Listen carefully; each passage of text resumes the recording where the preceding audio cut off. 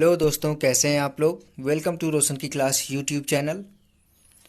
आज की इस वीडियो में हम देखेंगे सामाजिक विषय की पाठ्य योजना। और ये हमारी जो पाठ्य योजना है वो कक्षा 11 के लिए है। वीडियो शुरू करने से पहले मैं आप लोगों से बस एक छोटी सी रिक्वेस्ट करना चाहूँगा कि अगर आप लोग अभी तक रोशन की क्लास यूट्यूब चैनल को सब्सक्राइब नहीं किए हैं तो नीचे लाल कलर का सब्सक्राइब बटन होगा, उस पर क्लिक कर लीजिए और साथ ही साथ बेल आइकन पर भी क्लिक कर लीजिए, जिससे मैं आप लोगों के लिए कोई वीडियो यहाँ पे अपलोड करता हूँ तो उसकी नोटिफिकेशन आपको तुरंत मिल सके। तो दोस्तों, देर न करते हुए चलिए शुरू करते हैं आज की वीडियो। आज की वीडियो में देखिए, सबसे पहले ऊपर आपको पाठ्य योजना संख्या लिखनी होती है, उसके बाद विद्यालय का नाम जिस विद्यालय में आप पाठ्य योजना पढ़ाने के लिए जाएंगे, उसके बाद ये पाठ्य योजना किस कक्षा के लिए बनाई जा रही है। तो हमारी आज की जो कक्षा है वो कक्षा 11 है। वर्ग है स, विषय है सामाजिक विषय, उप विषय है इतिहास, कालांश यानी कि पीरियड है द्वितीय, अवधि है 40 से 45 मिनट की, और डेट आपको दिनांक यहाँ पे उस दिन का दिनांक लिखना है जिस दिन आप लेसन प्लान पढ़ाने के लिए विद्यालय में जाएंगे। उसके बाद चलिए हम देखते हैं आज का हमारा जो प्रकरण है। यहाँ पे देख सकते हैं हमारा आज का जो प्रकरण है वो है खिलजी वंश। प्रकरण के बाद हम अपना सामान्य उद्देश्य लिखते हैं। सामान्य उद्देश्य में आपके विषय और उप विषय को पढ़ाने से बच्चों में किन किन चीज़ों का विकास होगा उसके बारे में यहाँ पे पॉइंट वाइज लिखना होता है। सामान्य उद्देश्य में मिनिमम आप 4 से 5 पॉइंट लिख सकते हैं, मैक्सिमम 8 से 10 पॉइंट भी इसमें लिखा जा सकता है।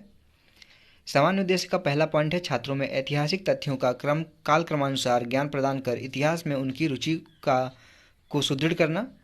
दूसरा है अतीत की महत्वपूर्ण जानकारी को सामने रखकर वर्तमान को स्पष्ट करना। सामान्य उद्देश्य का तीसरा पॉइंट है स्वदेश प्रेम व संस्कृत एकता की भावना को मजबूत करना। चौथा पॉइंट है महापुरुषों का उदाहरण प्रस्तुत करके नेतृत्व क्षमता का विकास करना। और पांचवा पॉइंट है छात्रों को इतिहास से अवगत कराना। सामान्य उद्देश्य के बाद यहाँ पे छठवां पॉइंट भी है, छठवां पॉइंट देख लीजिए, छात्रों को इतिहास के प्रति जागृत करना।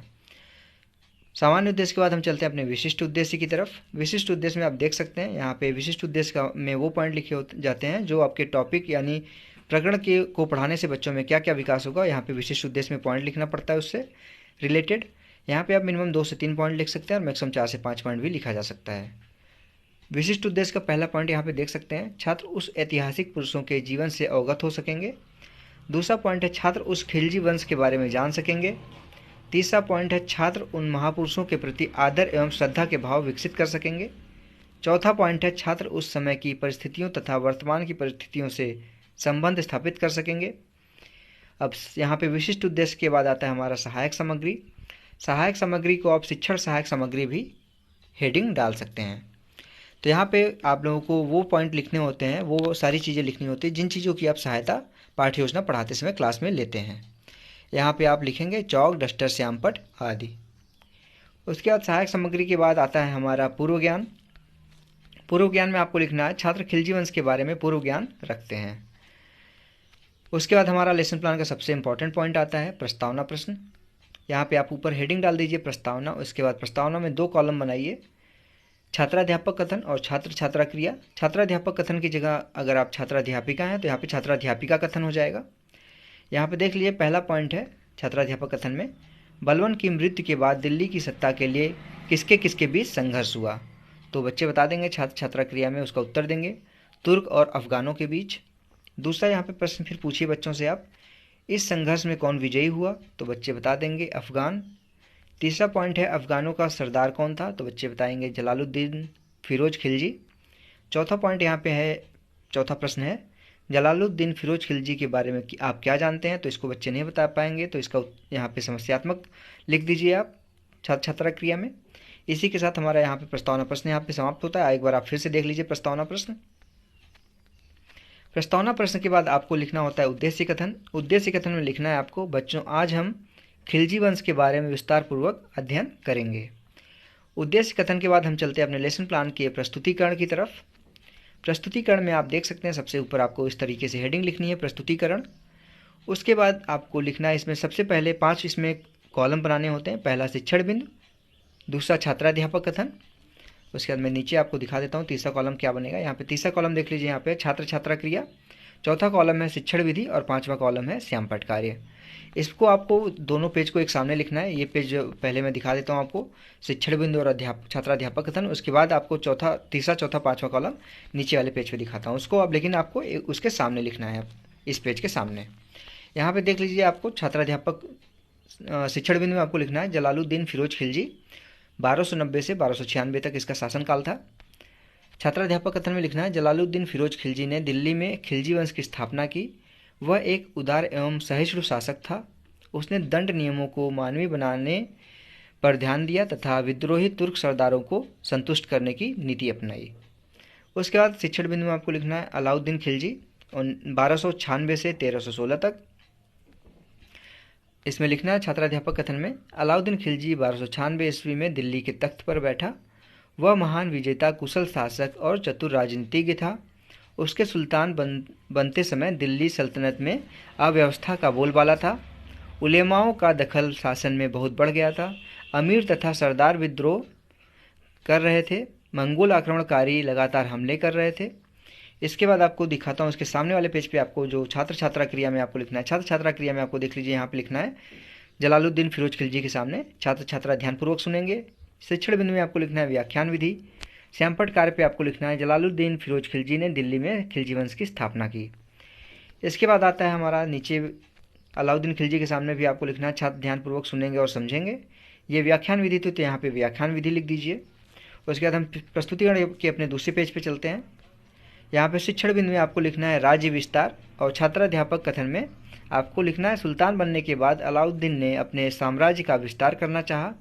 इस उद्देश्य को पूरा करने के लिए उसने गुजरात, रणथंभौर, उज्जैन, मांडू, धार तथा चंदेरी के राजपूत राजाओं को हराकर उनके राज्यों पर अधिकार कर लिया। अलाउद्दीन के सेनापति मलिक काफूर ने दक्षिण भारत के देवगिरी, तेलंगाना और होयसल राज्यों पर विजय प्राप्त की और उन्हें सुल्तान की अधीनता स्वीकार करने के लिए विवश किया। इन शासकों को इस शर्त पर अपने राज्य में शासन करने दिया ताकि वे सुल्तान को कर देते रहें, उनकी अधीनता स्वीकार करेंगे। इसके बाद इसके सामने आपको लिखना है छात्र छात्रा क्रिया में छात्र छात्रा ध्यानपूर्वक सुनेंगे। सभी व्याख्यान विधि थी तो शिक्षण विधि में यहाँ पे आपको लिखना है व्याख्यान विधि और श्यामपट पे लिखना है सुल्तान बनने के बाद अलाउद्दीन ने अपने साम्राज्य का विस्तार किया। इसके बाद नीचे देख लीजिए आपको नीचे भी लिखना है यहाँ पे छात्र छात्रा ध्यानपूर्वक सुनेंगे और समझेंगे। व्याख्यान विधि थी तो यहाँ पे व्याख्यान विधि लिख दीजिए। अब इसके बाद प्रस्तुतिकरण के बाद हम चलते हैं अपने पुनरावृत्ति के प्रश्न की तरफ। यहाँ पे देख सकते हैं पुनरावृत्ति के प्रश्न में और मूल्यांकन के प्रश्न में बस एक छोटा सा अंतर होता है कि पुनरावृत्ति का प्रश्न जो होता है वो छात्र केंद्रित होता है और मूल्यांकन का जो प्रश्न होता है वो शिक्षक केंद्रित होता है। पुनरावृत्ति के प्रश्न में आप मिनिमम 1 से 2 प्रश्न पूछ सकते हैं और इसमें भी पुनरावृत्ति के प्रश्न में भी मैक्सिमम 3 से 4 प्रश्न पूछा जा सकता है। पुनरावृत्ति के प्रश्न में आप देख सकते हैं बच्चों से प्रश्न पूछा जाता है क्योंकि उनका ध्यान 40 मिनट की क्लास में इधर उधर भटकने लगता है। उनका ध्यान इधर उधर न भटके इसलिए बीच बीच में उनसे प्रश्न पूछ लेना चाहिए जिससे उनका ध्यान पढ़ाई की तरफ लगा रहे। यहाँ पे प्रश्न देखिए, पहला प्रश्न है जलालुद्दीन फिरोज खिलजी का शासनकाल कब से कब तक माना जाता है और दूसरा यहाँ पे प्रश्न है दिल्ली में किस वंश की स्थापना की गई। पुनरावृत्ति के प्रश्न के बाद हम चलते हैं मूल्यांकन के प्रश्न की तरफ। मूल्यांकन के प्रश्न के बारे में मैं बता दूं आपको कि मूल्यांकन के प्रश्न में छात्राध्यापक, छात्राध्यापिका या फिर शिक्षक अपने पढ़ाई का जो तरीका है उसका मूल्यांकन करता है कि उसके जो पढ़ाने का तरीका है वो कितना अच्छा है, कितना सही तरीके से वो पढ़ा रहा है बच्चों को। तो बच्चों को प्रश्न पूछ के वो अपने पढ़ाई के तरीके का मूल्यांकन करता है। यहाँ पे इसमें भी आप मिनिमम 1 से 2 प्रश्न पूछ सकते हैं बच्चों से और मैक्सिमम इसमें भी 3 से 4 प्रश्न पूछा जा सकता है। मूल्यांकन के प्रश्न में देख लीजिए, यहाँ पे पहला प्रश्न है अलाउद्दीन खिलजी का शासनकाल कब से कब तक माना जाता है और यहाँ पे दूसरा प्रश्न है अलाउद्दीन खिलजी ने अपने शासन में कौन कौन से कार्य किए। मूल्यांकन के प्रश्न के बाद लास्ट में आता है हमारा गृह कार्य। गृह कार्य को इंग्लिश में जैसे सभी को पता है होमवर्क कहते हैं और ये काम बच्चों को दिया जाता है घर से करके लाने के लिए। इसमें आप बच्चों को बोल दीजिए जिस हिसाब से आपने 40 मिनट की क्लास में पढ़ा है उसी हिसाब से आप बच्चों को बोल दीजिए। चाहे 1 प्रश्न आप देना चाहें तो 1 प्रश्न दे सकते हैं, 3-4 प्रश्न देना चाहें अगर आप ज़्यादा पढ़ाएं तो 3-4 प्रश्न भी दिया जा सकता है। यहाँ पे देखिए 1 प्रश्न दिया गया है, बच्चों खिलजी वंश के बारे में घर से लिख कर आएंगे।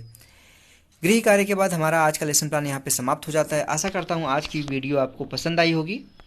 अगर पसंद आई हो तो ये वीडियो लाइक करिएगा दोस्तों। अपने दोस्तों के साथ इस वीडियो को जितना हो सके उतना ज़्यादा शेयर करिए। और अगर अभी तक आप लोगों ने रोशन की क्लास यूट्यूब चैनल सब्सक्राइब नहीं किया तो प्लीज़ रोशन की क्लास यूट्यूब चैनल को सब्सक्राइब कर लीजिए। नीचे लाल कलर का बटन होगा जिससे मैं कोई वीडियो आप लोगों के लिए यहाँ पे अपलोड करता हूँ तो उसकी नोटिफिकेशन आपको मिलती रहे।